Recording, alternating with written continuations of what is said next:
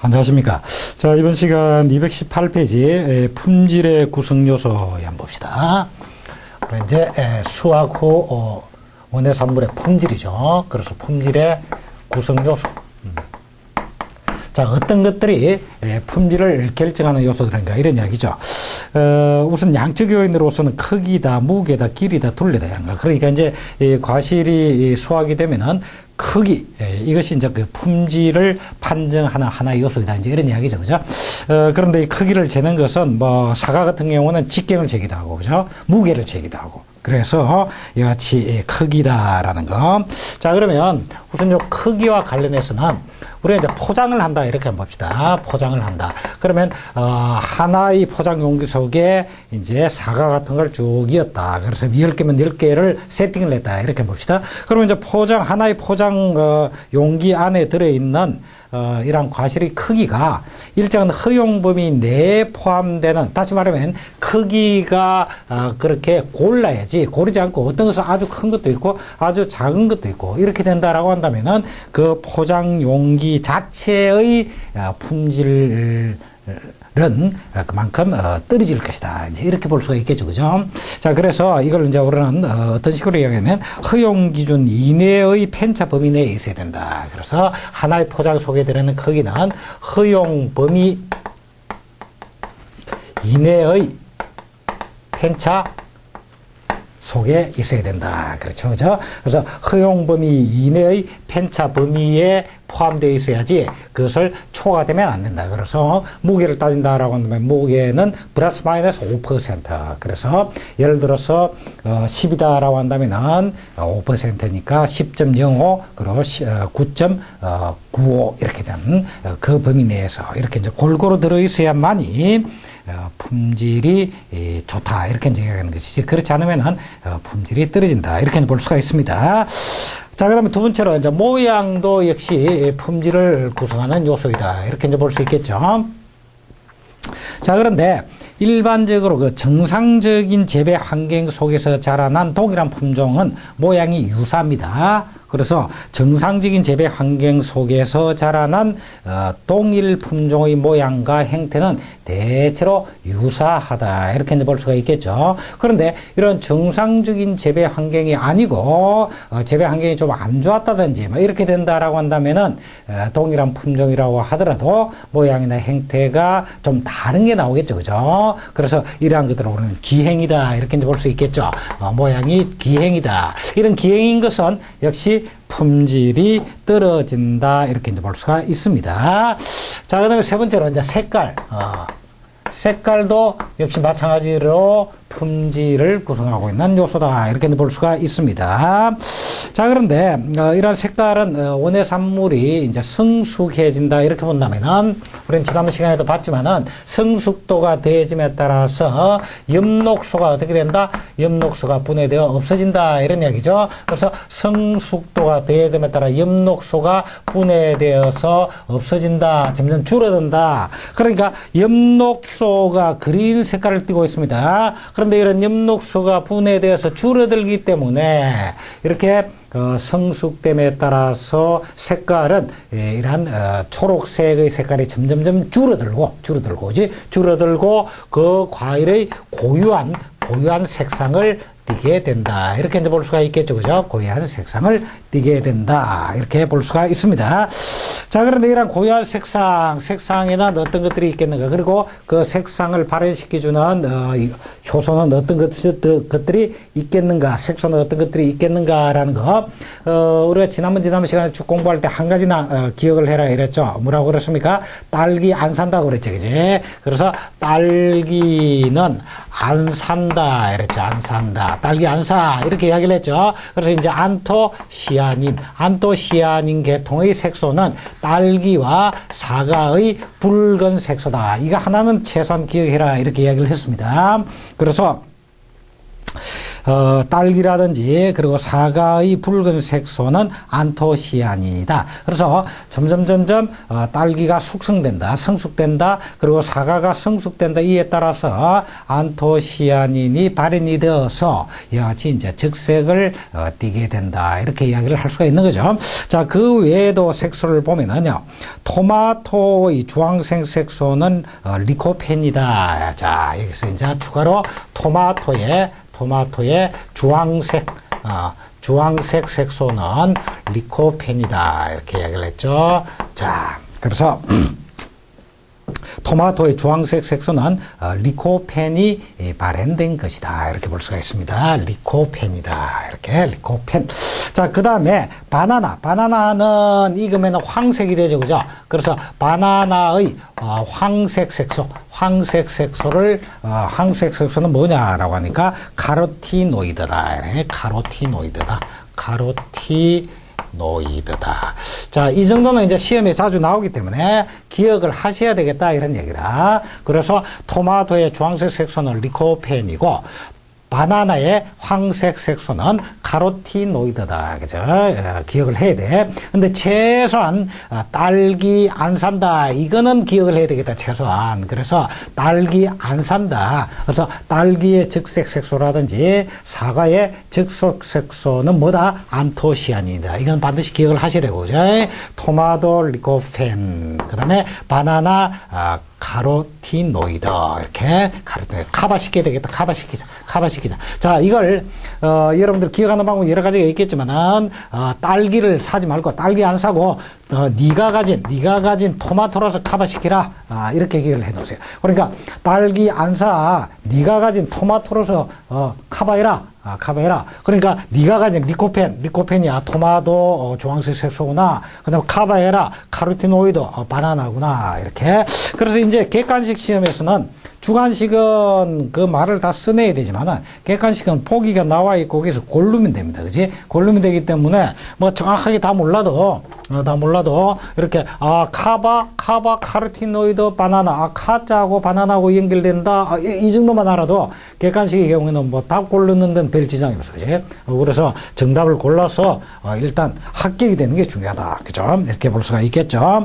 자, 이러한 색소들이 발현되어서 과일의 고유한 색상을 띠게 된다. 이렇지. 고유한 색상을 띠게 된다. 자, 그러면 지금 빨간색이 어느 정도, 그리고 토마토의 경우에 주황색이 어느 정도, 그리고 바나나의 황색이 어느 정도 발현되었느냐. 이게 이제 성숙도가 점점 더함에 따라서 더 진하게, 그리고 밝게, 그죠? 아주 밝고 맑게, 그리고 색상이 좀 진하게, 이렇게 이제 채색이 될 거란 말이야. 색상이 될 거란 말이야. 그래서 이런 이제 색깔을 구분해 주는 방법이 여러 가지가 있는데, 거기에는 예를 들어서 먼셀이라든지 헌트라든지 이런 이제 색상을 구분하는 색체계도가 있습니다. 있는데 이제 여기서는 국제조명위원회에서 사용하고 있는, 다시 말하면 CIE다. 국제조명위원회다. 조명위원회다. 국제조명위원회.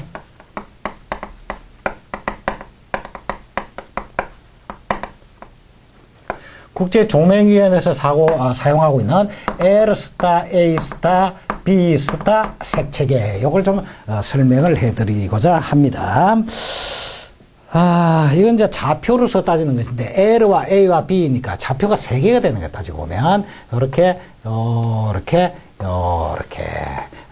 우리 이제 고등학교 때 많이 썼던 X, Y, Z축, 이런 식으로 이야기를 하겠죠. 그죠? 자, 그래서 이게 이제 0이다. 0에서 100까지. 자, 0에서 100까지. 요거는 L스타를 표시한다. 그러면 L스타는 색깔 중에서 뭘 나타내냐? 이는 명도를 나타낸다. 명도다라고 하는 것은 밝은 정도를 나타낸다.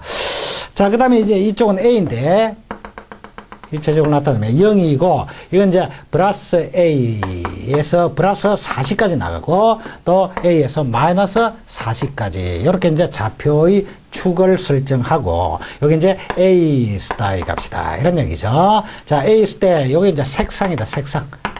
색상인데, 자, 플러스 40의 색상은 무슨 색상을 나타내느냐? 그 다음에 마이너스 40의 색상은 무슨 색상을 나타내느냐? 그린이다, GR이다. 이렇게 여러분들이 기억을 하십시오. GR이다. 그러니까, 마이너스 40은 그린 색깔이다. 그린색이다라고 녹색이죠, 녹색. 녹색을 말하고요.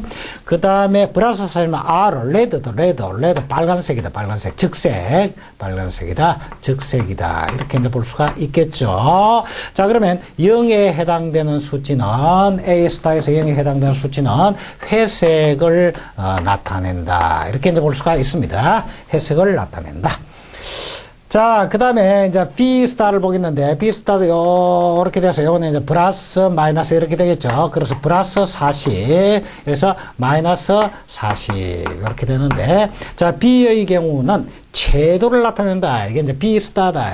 B스타. 자, B스타인데, 이건 채도를 나타낸다. 채도는 맑은 정도다. 맑은 정도. 자, 맑은 정도인데, 이건 따지고 보면, 노란색의 정도를 말한다. 이렇게 보시면 돼요. 맑은 정도다라고 하는 것은, 노란색의 정도다. 황색의 정도다. 노란색의 정도다. 그래서, 노란색이 많다라고 한다면 그만큼 맑다. 이렇게 이제 일반적으로 표현하는. 그리고 채도를 기준으로 나타낼 때 일반적으로 이렇게 표현하는데, 노란색의 정도다. 자, 그러면, 플러스 40이다. 이건 바로 황색이다. 황색, 노란색이다. 이엘로, 황색을 나타내고 있는 것이고, 자, 마이너스 40이다. 이거는 뭐냐면 블루 해가지고 청색을 나타내고 있다. 이건 청색을 나타내고 있다. 이렇게 나타낼 수가 있습니다. 자, 그럼 입체의 좌표에다가 지금 현재 어떤 색상이 있으면 그 색상의 위치를 이렇게 표현할 수가 있다. 자, 그래서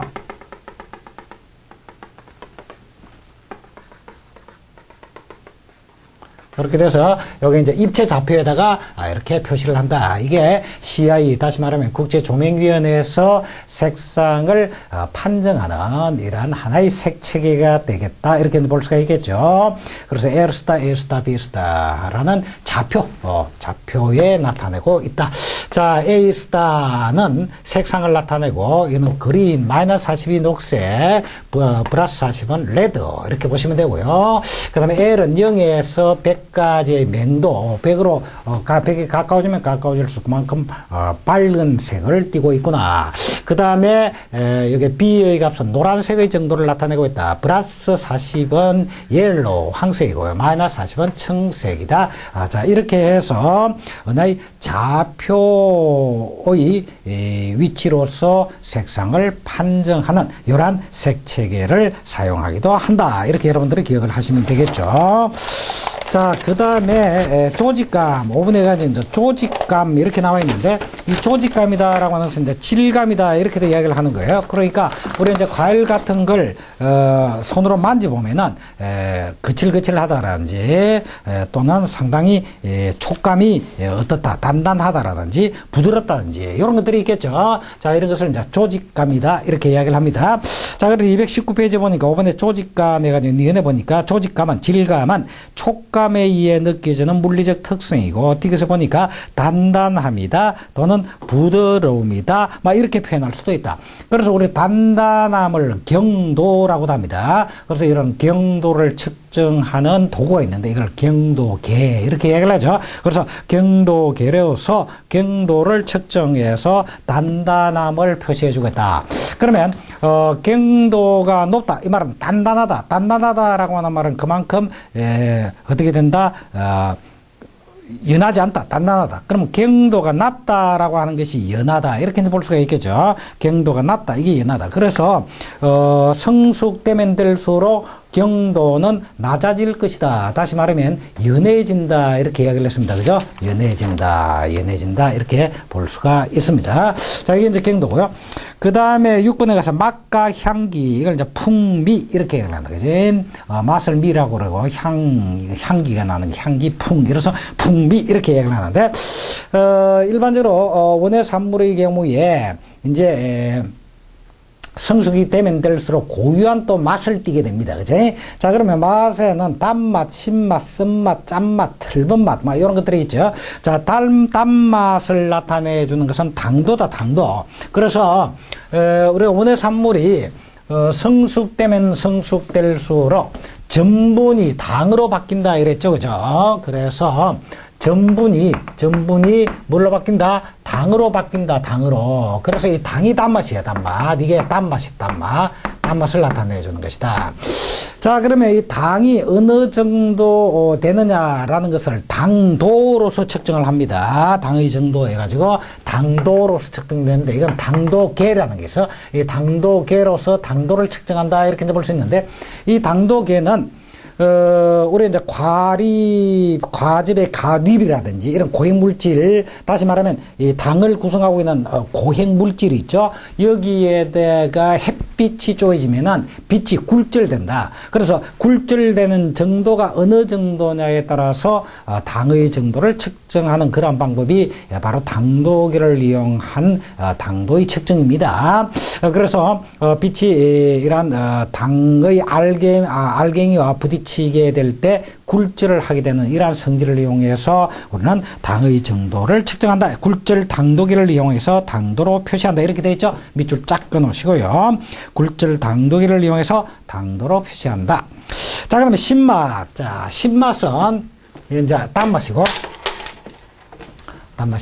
신맛은 유기산으로부터 신맛이 발현된다. 유기산으로부터 신맛이 나게 되는데, 원의 산물이 이제 성숙이 된다라고 한다면 유기산이 어떻게 된다라고 그랬죠? 유기산이 줄어든다라고 그랬죠? 자, 성숙이 된다라고 하면 유기산이 줄어들어서 신맛이 줄어든다. 이렇게 볼 수 있겠죠? 자, 그러면 신맛을 내는 유기산에는 어떤 것들이 있겠는가? 이게 보니까, 사과의 능금산, 포도의 주석산, 밀감의 구연산, 이렇게 되어 있죠? 자, 사과의 능금산, 사과를 능금이다. 이렇게 되어야 한단 말이야. 능금산. 그 다음에 포도의 주석산. 자, 포도의 주석산. 그 다음에 밀감류라든지 딸기도 역시 마찬가지입니다. 그래서 밀감이라든지 딸기의 신맛을 내는 것은 구연산이다. 구연산. 이렇게 이제 볼 수 있겠죠. 자, 이걸 여러분들이 또 기억을 하셔야 되겠다. 그래서 사과 능금, 이거는 뭐 사과는 능금이다. 사과는 능금산이다. 그 다음에 포도는 주석산이다. 이랬죠. 그래서 포도는 주석산이다. 포주다. 그리고 밀감 딸기는 구연산이다. 구연산. 이렇게 볼 수 있습니다. 이것도 기억을 하시기 바랍니다. 자, 우리 저 교재에 보니까 사과의 능금산 밑줄 짝, 포도의 주석산 밑줄 짝, 그 다음에 밀감류의 구연산 되어 있는데, 밀감류와 딸기를 옆에 하나 기록을 해 놓으면 되겠죠? 그래서 밀감류와 딸기, 구연산 밑줄 짝, 이렇게 하시면 됩니다. 자, 그러면 쓴맛. 쓴맛은 과일의 또는 원의 산물의 그 성숙 때문에 나타나는 중요한 맛은 아닙니다. 당연히 아닌데, 이것은 이제 생리적 장애가 발생했을 때 쓴맛이 주로 나타나기도 합니다. 그래서 생리적으로 원의 산물이 장애를 받게 되었을 때, 이때 이제 쓴맛이 나게 되는 것이다.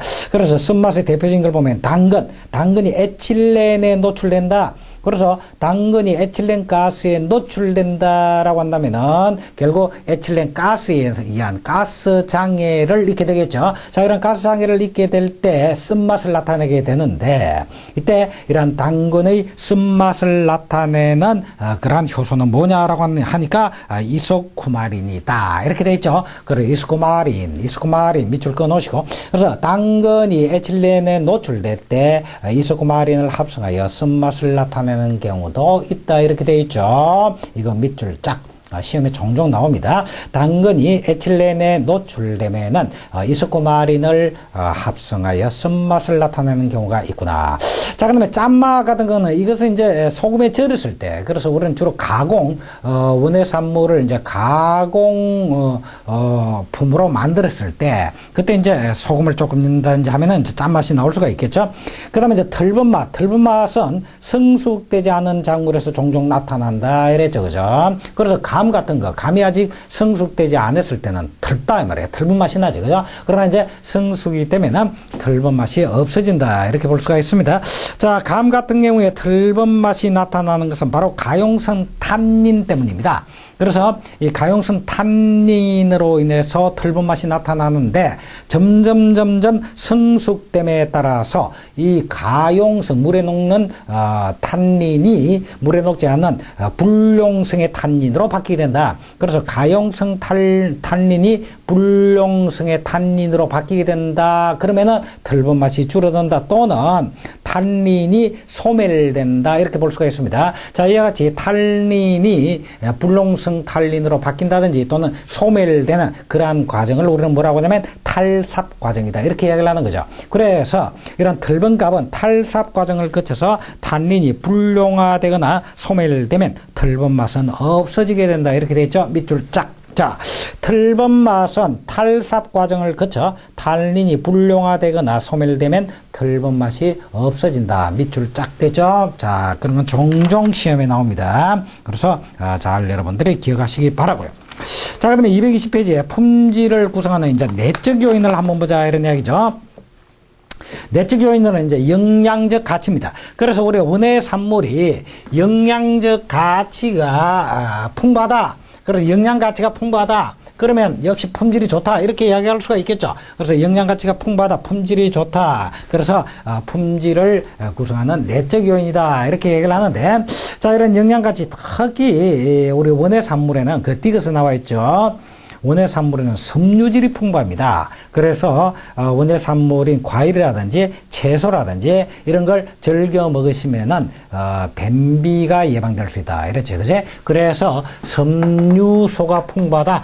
또는 섬유질이 풍부하다. 이렇게 볼 수 있고, 그 다음에 무기염류가 풍부합니다. 자, 무기염류를 많이 풍부하게 함유하고 있다. 이렇게 볼 수 있죠. 자, 무기염류의 대표적인 게 뭐가 있느냐? 나트륨, 칼륨, 철분, 인 같은 것이 있다. 나트륨이라든지 칼륨이라든지 철분이라든지 인 같은 이런 것들은 우리 무기염류의 대표적인 무기염류로 보는데, 이런 것들이 풍부하다. 자, 이건 나트륨이죠. 나트륨, 그죠? 이거는 이제 칼륨이죠. 칼륨. 그 다음에 F는 철입니다. 철분이고요. P는 인입니다. 인. 자, 이런 것들이 풍부하다. 이런 얘기지.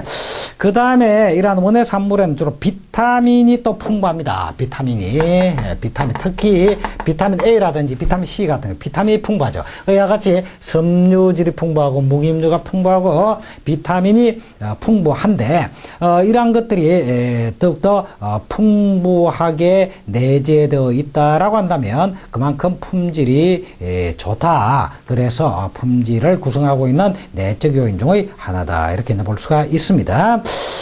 자, 그런데 또 두 번째 나와 있는 천연 독성 물질. 이 천연 독성 물질은 적어야 그만큼 품질이 좋다. 이래야 되겠죠. 또 천연 독성 물질이 많이 함유되어 있다. 그러면 품질이 안 좋다. 이렇게 볼 수가 있겠죠. 자, 그래서 천연 독성 물질에는 어떤 것들이 있겠는가? 오이의 경우에 쿠쿠비타신이라는 게 있다. 쿠쿠비타신. 그 다음에 상추의 경우에 락투시린 같은 것이 있는데, 이와 같은 오이의 쿠쿠비타신이나 상추의 락투시린 같은 것은 쓴맛을 내는 천연 독성 물질이다. 그래서 우리 상추 같은 경우도 가끔 쓴맛이 나는 경우가 있고, 그죠? 오이 같은 경우에 쓴맛이 나는 경우가 있죠. 그죠? 이건 바로 그 채소 속에 포함되어 있는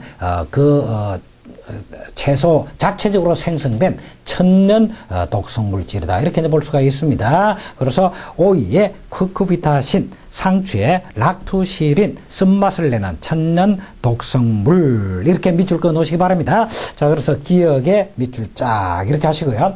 자, 그 다음에 D급번에 오니까 감자의 덩이줄기 개경. 자, 감자의 밑에 이 감자가 이렇게 둥글게 맺히는 그 자체는 줄기가 변형된 겁니다. 그래서 이걸 덩이줄기라고 그래요. 괴경, 덩이줄기라고 그러는데, 이 괴경이 감자가 이제 흙 속에 이렇게 덩이줄기의 감자가 이렇게 맺힙니다. 맺히는데 이게 광에 노출된다. 햇빛에 노출된다. 그래서 광에 노출되면은 솔라닌이라는 물체가 나와서 축적이 되는데 이런 솔라닌도 역시 천연 독성 물질입니다. 그래서 이런 솔라닌이 축적이 되는데 이런 솔라닌이 아주 고농도일 경우에는 인체에 좋지 못한 치명적인 이러한 영향을 미칠 수도 있습니다. 자, 이런 솔라닌이 축적되기도 한다 이런 이야기죠. 그래서 디귿번에 나와 있는 감자는 개갱이 광에 노출되면 솔라닌이 축적된다 이렇게 되어 있죠. 이 밑줄짝. 그래서 감자는 괴경이 광에 노출되면 솔라닌이 축적된다. 밑줄짝 이렇게 하시면 되고요. 그 다음 미음해 보니까 자연 오염 물질로 곰팡이에 의해서 생성된 진돗균이라든지 이 진돗균이란 말은 곰팡이균입니다. 그죠?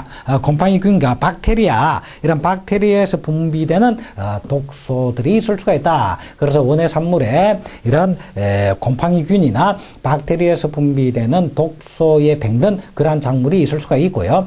이러한 작물의 역시 품질은 떨어진다. 이렇게 볼 수가 있겠죠. 그 다음 B번에 보니까 토양 내에 가장 중금속에 오염된다. 이것도 참 오늘날 많이 문제가 되고 있죠. 자, 그래서 중금속은 작물의 뿌리를 통해서 흡수된 후에 과일이나 과일 열매나 또는 잎에 축적되는 경우가 많은데 이러한 중금속의 대표적인 것이 수원이라든지 카드뮴이라든지 납 이런 것들이 있는데 수원, 카드뮴, 납 등의 중금속은 우리 사람의 체내에 과다 축적된다라고 할 때는 이러한 중금속에 의한 중독 현상을 나타내서 치명적일 수가 있다. 이렇게 볼 수가 있습니다. 그래서 이런 수원이다, 카드뮴이다, 납 등의 중금속이 많은 그러한 원예 산물의 경우는 역시 품질이 좋지 못하다. 이렇게 이제 이야기할 수가 있겠죠. 자, 이와 같은 천연 독성 물질 이 자체도 품질을 구성하는 내적 요인이 되는 것이다. 자, 그 다음에 220페이지 4번으로 내려오면 잔류 농약. 우리가 원예 산물을 키울 때 이제 농약을 주게 됩니다. 그제? 그랬을 때 그 농약이 식물의 체내에 흡수가 되고 또 나머지는 이런 토양의 물에 의해서 쉽게 내려가고 이렇게 돼야 되는데 어쨌든 그러한 자라나는 과정에서 농약을 줌에 따라서 이런 농약이 원예 산물에 잔류되어 있는 그러한 부분이 있을 수가 있다.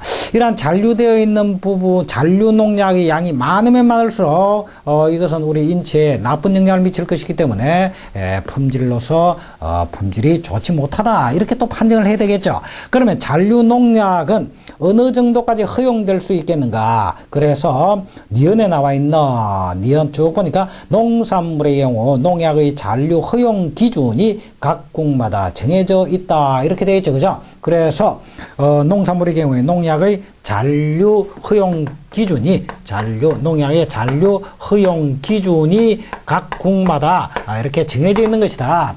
그러면 우리나라의 경우는 어떻게 하고 있냐면은 우리나라의 식품위생법에서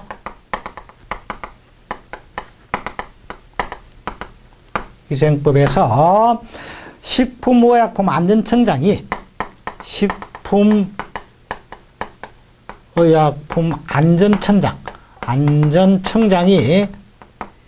안전청장이 식품위생심의위원회 식품위생심의위원회에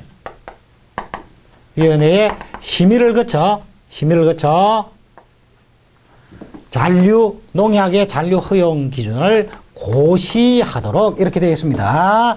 그래서 농약의 잔류 허용 기준은 식품의약품안전청장이 고시를 하는구나. 고시를 한다. 근데 고시를 하는데 고시하기 전에 식품위생심의위원회에 심의를 거쳐서 고시를 하도록 우리나라의 경우는 식품위생법에서 그렇게 규정하고 있다. 자, 이 정도 기억하시기 바랍니다.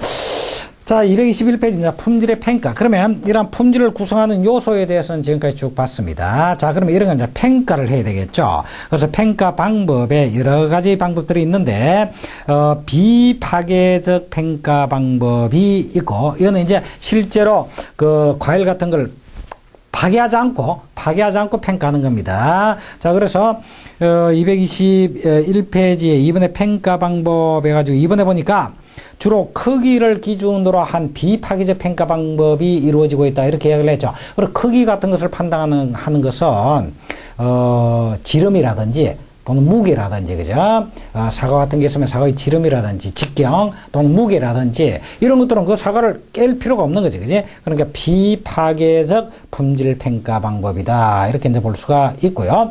그 다음에 당도라든지 과피, 색 등이 중심이 되어 이와 관련된 선별기가 개발되어 있다라고 했는데, 당도 같은 경우도 당도기로서 굴절 당도기로서 당도를 측정하는데 이것도 깰 필요가 없던 거죠, 그죠? 그래서 당도라든지 또는 과피의 색깔은 아까 본 CIE의 L 스타, A 스타, B 스타의 좌표에 의한 색깔을 판정한다라든지 이런 것들도 다 비파괴적 방법이다 이렇게 이제 볼 수가 있고요.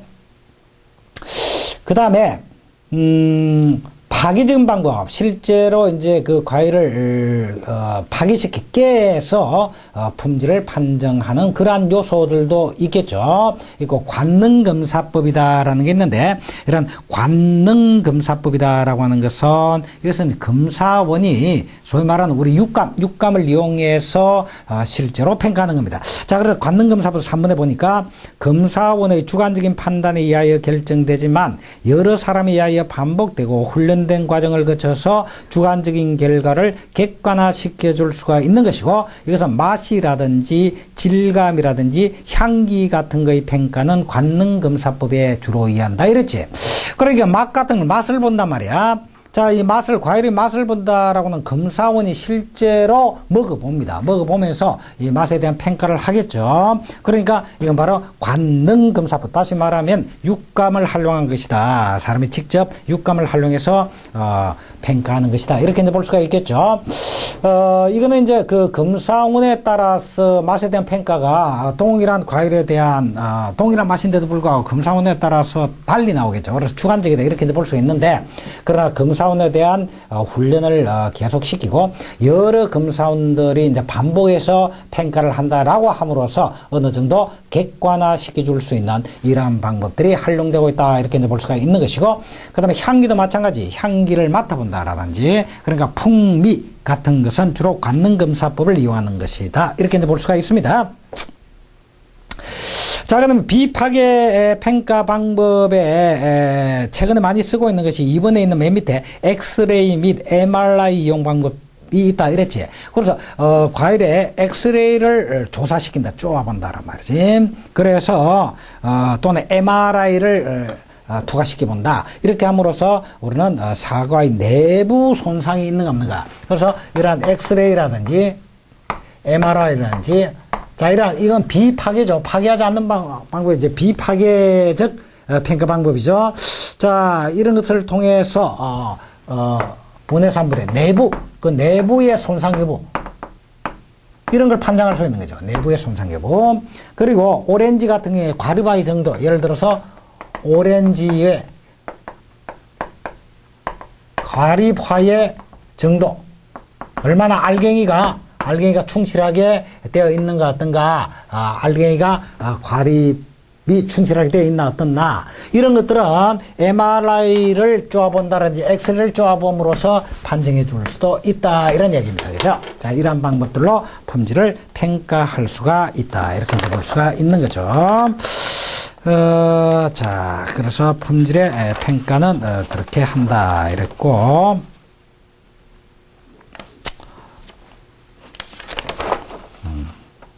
자, 됐습니다. 자, 그래서 이제 품질의 평가는 그런 방법으로 하는구나.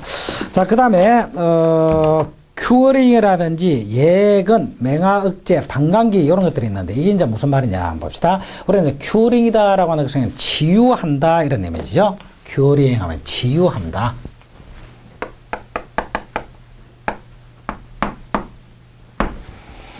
치유한다. 자, 이번에 잘 나와 있죠. 221페이지 2번. 땅 속에서 자라는 감자라든지 고구마는 수확 시에 많은 상처를 입게 되고 마늘, 양파 등의 인갱체로는 잘라낸 줄기 부위가 제대로 아물고 바깥의 보호엽이 제대로 건조되어야만이 장기 저장할 수 있다. 이렇게 되어 있죠. 자, 이게 무슨 말이냐면 우리 이제 땅 속에서 자라는 감자, 고구마 이런 거 봅시다. 그러면 감자를 캔다. 이러죠. 그죠? 또 고구마를 캔다. 말이야. 그러면 호미를 가지고 감자를 캐고 고구마를 캐다 보니까 잘못해서 감자와 고구마에 흠집이 많이 생기기도 하죠. 상처를 입히기도 하죠. 그죠? 그러면은, 이렇게 상처를 입게 되는데 그 상처 입은 상태로서 바로 저장이 들어간다라고 한다면 그만큼 거기에 병원균이 침범할 수도 있고, 그죠? 곰팡이균이 침범할 수도 있고, 이래서 저장성이 떨어지겠죠. 그죠? 저장성이 떨어집니다.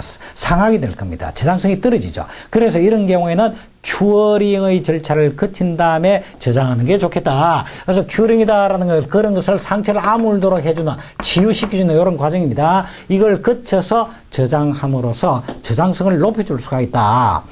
그 다음에 이제 양파와 마늘 같은 경우도 양파나 마늘의 인경을 우리는 수확할 때 자르게 됩니다. 그제? 양파나 마늘의 인경을 자르게 되죠. 이렇게 자르게 됩니다. 그러면 자르면은 그 상처를 입게 되는 거죠. 그래서 이런 상처를 아물 수 있도록 치유하고 나서 이렇게 저장을 해야 저장성이 좋다. 이렇게 볼 수 있겠죠. 그래서 이러한 큐어링이 필요한 원예 산물 지금 딱 나왔지만은 감자와 고구마 같은 거 이 큐어링이 필요하구나. 그 다음에 양파와 마늘 같은 거, 이게 큐어링이 필요하구나. 이걸 딱 알았죠. 그제? 그래서 감자의 큐어링, 고구마의 큐어링, 양파의 큐어링, 마늘의 큐어링은 어떻게 하는가라는 정도는 여러분들이 기억을 하셔야 됩니다. 시험에 종종 나오니까.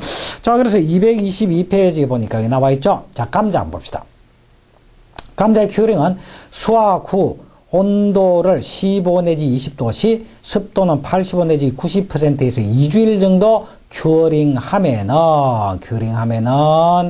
코르크층이 형성되어서 수분의 손실을 막고 부패균의 침입을 막을 수 있다. 그래서 감자의 큐어링은 수확 후에 온도는 15도 내지 20도씨, 감자의 경우는 온도는 15도 내지 20도씨를 유지하고요. 습도는 85 내지 90%. 자, 습도는 85% 내지 90%를 유지하면서 2주간 정도 큐어링 해줄 필요가 있다.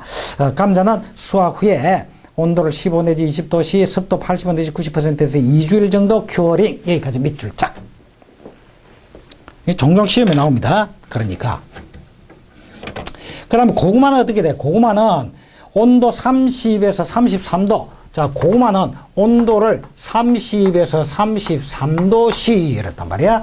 그 다음에 습도는 85에서 90. 자, 습도는 85에서 90. 그리고 여기에서 4 내지 5일간 큐어링한데 4 내지 5일간 큐어링 한다. 그래서 큐어링 하면은, 상처가 잘 치유되어 당분 함량이 증가한다. 이렇게 되어 있죠. 자, 그래서 고구마의 경우에는 습도는, 감자나 고구마의 습도는 비슷합니다. 습도는 85에서 90% 정도의 습도를 유지한다 이 말이죠. 비슷하죠. 그런데 온도는 고구마는 훨씬 더 높은 온도에서 치유가 이루어지고 감자는 낮은 온도구나 이렇게 볼 수 있지. 그래서 감자는 15도, 고구마는 30도 이 정도, 15도에서 30도 이 정도. 그 감자는 치유 기간이 좀 길고 고구마는 그만큼 짧다 이제 이렇게 볼 수가 있습니다. 그래서 고구마는 30도 정도. 감자는 15도씨 정도에서 치유를 한다. 자, 기억을 잘 하시고요. 그 다음에 양파, 마늘은 보호엽이 형성된 후 건조되어야 저장 중 손실이 졌다라고 하니까 건조를 시키게 됩니다. 그래서 일반적으로 밭에서 1차 건조시키고 저장 전에 선별장에서 건조시켜 입고하여 온도를 낮추기 시작한다. 이렇게 되어 있죠. 그래서 양파와 마늘은 이렇게 건조시켜준다. 건조시켜준다. 양파, 마늘의 큐어링은, 자, 건조시켜 주는데, 우리 교재에 있는 것 외에도, 이제 시험에 좀 잘 나온다라고 하는 부분들을, 제가 나름대로 정리를 좀 해왔습니다. 그래서, 한번 봅시다. 자, 그래서 양파 같은 경우에 건조를 시켜주는데 마늘도 마찬가지고 근데 양파의 경우는 온도가 34도씨. 자, 여기서 이제 양파는 온도 34도씨. 온도 34도씨를 유지하고 습도는 70 내지 80. 습도는 70 내지 80%. 80%로 4 내지 7일간 큐링한다. 이렇게 4 내지 7일간 큐링한다. 자, 마늘은 어떻게 큐링하냐면 마늘은 35도에서 40도씨고 35도씨에서 약 40도씨로 70 내지 80. 습도는 70 내지 80%의 습도를 유지하면서 4 내지 7일간 큐링한다. 이렇게 되어 있단 말이야. 자, 그러니까 우리가 여기서 양파와 마늘의 습도는 70 내지 80으로 이렇게 비슷하구나. 이렇게 볼 수 있죠. 그래서 감자와 고구마는 두 개는 감자, 고구마 땅에서 캐낸단 말이야. 그래서 감자, 고구마는 큐링하면서 유지하는 습도가 둘이 비슷하고 그 다음에 양파, 마늘이다. 양파, 마늘도 습도가 비슷하다. 근데 양파, 마늘의 경우에 습도가 감자, 고구마의 습도보다도 더 낮다. 70 내지 80%의 습도를 유지하면서 큐링을 시키는구나. 이렇게 보시면 됩니다. 됐죠? 자, 이걸 기억하시고요. 한 문제 정도 종종 나옵니다. 종종 나오니까 이걸 뭐 기억하시면 20문제 중에 한 문제 맞출 수가 있다. 여러분들이 이렇게 보시면 되겠죠. 자, 222페이지에 이제 적중 문제, 기출 문제가 나와 있죠. 자, 저장성 향상을 위해서 저장 전 처리 가운데 큐링이 뭐냐 이렇게 바로 물은 거예요. 우리 정답은 바로 3번이죠. 수확 시에 입은 상처를 치유하는 것이다. 됐죠? 그죠? 입은 상처를 치유하는 것이다. 그래서 3번이 정답이다. 이렇게 볼 수가 있습니다. 자, 이번 시간 여기까지 하고 이제 다음 시간 그 뒤를 이어서 설명하도록 이렇게 하겠습니다. 자, 이번 시간 여기까지 하겠습니다. 수고하셨습니다.